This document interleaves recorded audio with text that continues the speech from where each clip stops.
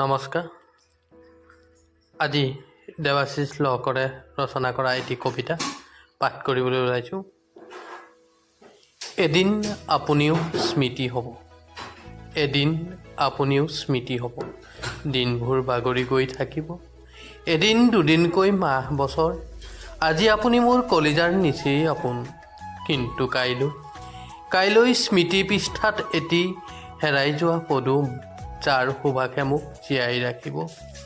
কেতিয়াও ঘূৰি নোপোৱা দিনবোৰ মনত পৰিব, গভীৰ নিশা মন পদূলিত বিচাৰি আহিব, হেৰাই যোৱা জীৱনৰ ঠিকনা, সংগ্ৰামী জীৱনৰ গতিশীল সময় কোনে উচি, ভাল পোৱাৰ পক্ষপাতী হৈ নিজেই নিজৰ মনক হত্যা কৰিছিলোঁ।